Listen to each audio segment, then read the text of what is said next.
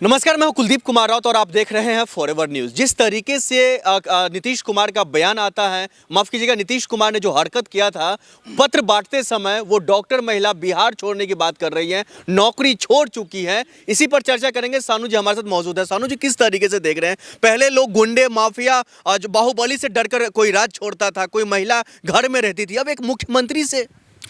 मैं आपको बहुत हस्तक्षेप पे बता देना चाहता हूँ कि ये बहुत ही घटिया हरकत है।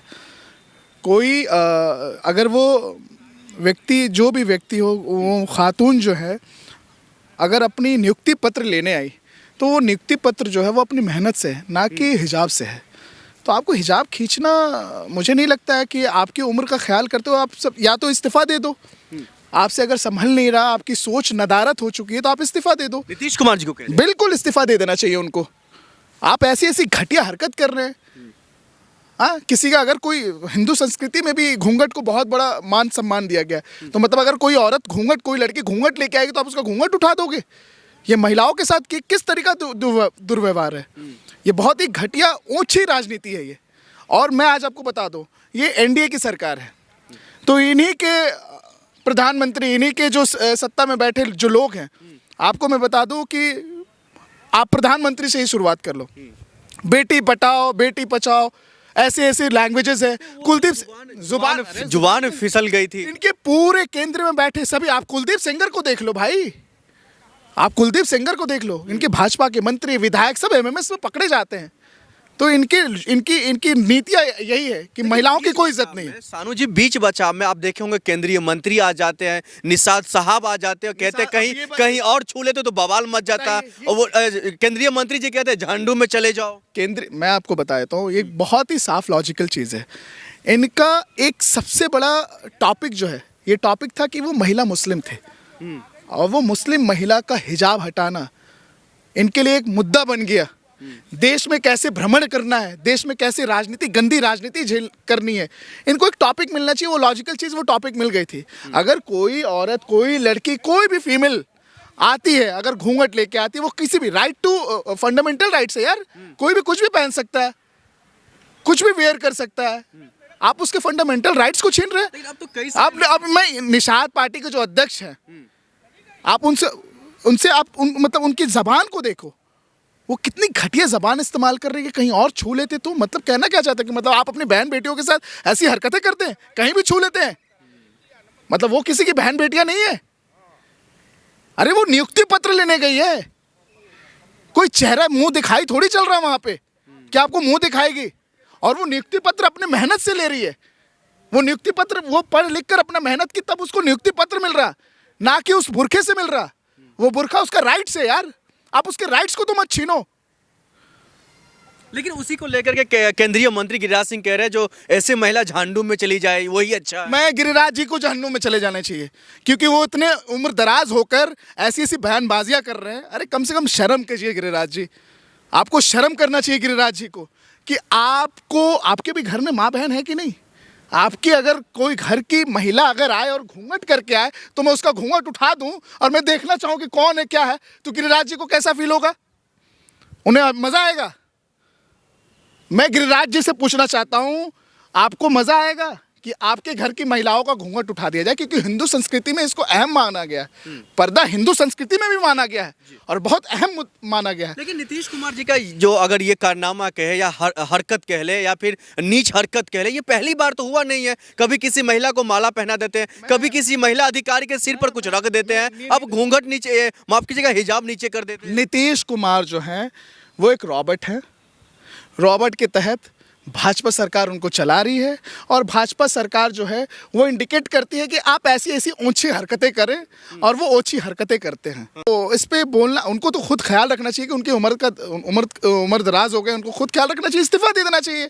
या तो आप जाके उस लड़की से माफ़ी मांगो, आपके घर में भी बहन बेटियां हैं भाई, और फंडामेंटल राइट्स है कि कोई भी इंसान कुछ भी पहन सकता है। आप किसी के इंसान के राइट्स को नहीं छीन सकते हो। लेकिन उनके कई सारे समर्थक है, वो कह रहे हैं जो किसी, उनके भाई को दिक्कत नहीं है, उनके परिवार को दिक्कत नहीं है, और कुछ लोग मुंह उठाकर चले आते हैं। दिक्कत अगर नहीं होती तो वो लड़की, जिस बच्ची को नियुक्ति पत्र दिया गया, आपके नियुक्ति पत्र को उसने ठुकरा दिया।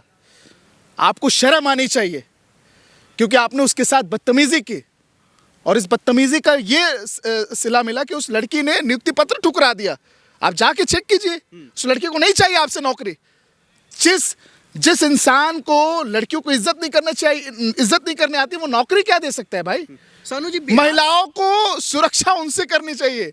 मैं सच बता दूं, भाजपा एंड कंपनी को सबसे ज्यादा कुलदीप सेंगर, इनके कई ऐसे मंत्री हैं, इनके कई ऐसे विधायक हैं, जब जेल से छूटते हैं, जो रेप करके आए हैं, तो उनका स्वागत होता है। तो महिलाओं को सबसे ज्यादा सुरक्षा भाजपाओं से चाहिए। सानू जी, बिहार से एक और खबर आ रही है। जीतन राम मांझी खुले मन से कहते हुए दिखाई देते हैं, जो हमने डीएम को फोन किया और हमने अपने एक प्रत्याशी को इतने वोटों से जितवाया है। मैं आपके मीडिया के माध्यम से, क्योंकि आप बहुत तथ्य के आधार पर चीज़ें दिखाते हैं, आपके मीडिया के माध्यम से बता दूं कि ये वही अमित शाह हैं, वही ज्ञानेश कुमार हैं। जब प्रेस कॉन्फ्रेंस आदरणीय नेता, विपक्ष के नेता राहुल गांधी जी तथ्य के आधार पर कि वोट चोरी हो रही है, तथ्य के आधार पर पूछ रहे थे, तो ये कहा करते थे कि ये सिर्फ बकवास हो रही है।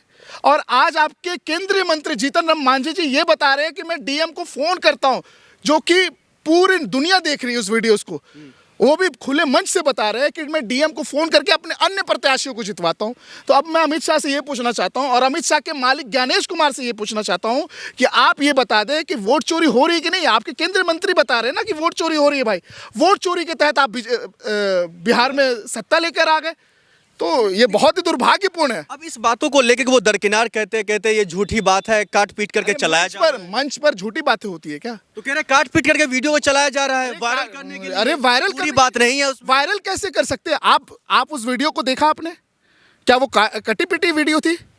आपके केंद्रीय मंत्री बोल रहे, भाई मुंह से बोल रहे, पूरे ट्विटर पे चल रही, पूरे इंस्टाग्राम पे चल रही, पूरे फेसबुक पे चल रही, इवन न्यूज चैनल पे चल रही, कि उन्होंने साफ तौर पे अपने शब्द से, अपने मुंह से कहा है। सानू जी, आप तो पढ़े लिखे, आपको भी लग रहा है जो चोरी होती है वोट? बिल्कुल होती है, बिल्कुल होती है। हरियाणा चुनाव में अपने देश की नागरिक भी नहीं है, ब्राजीलियन मॉडल, वो मृत व्यक्तियों पे 22 वोट करके चली जाती है।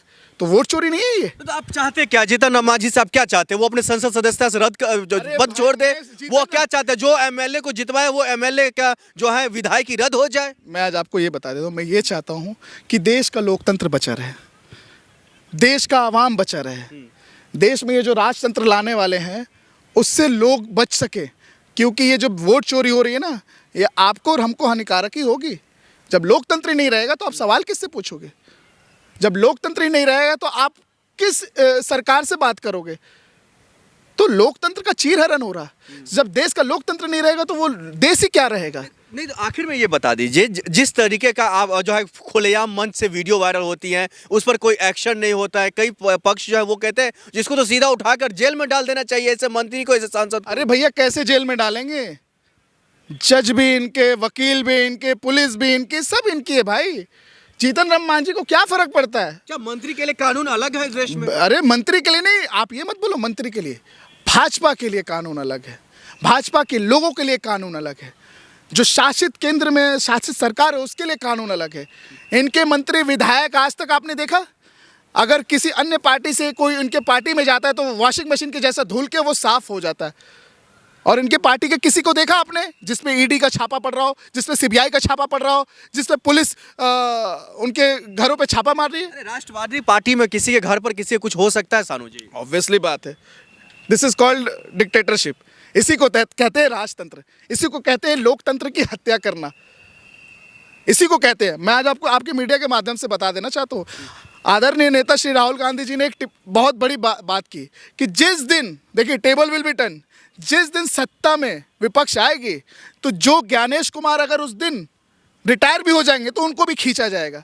तो ये याद रखें ज्ञानेश कुमार जी, वोट चोरी तो हो रही है, आने वाले दिन में आपके जीतन राम मांझी बोल रहे हैं, और आने वाले दिन में अमित शाह भी कबूलेंगे कि हाँ, मैं वोट चोरी के तहत ही बैठा था सत्ता में। बहुत शुक्रिया।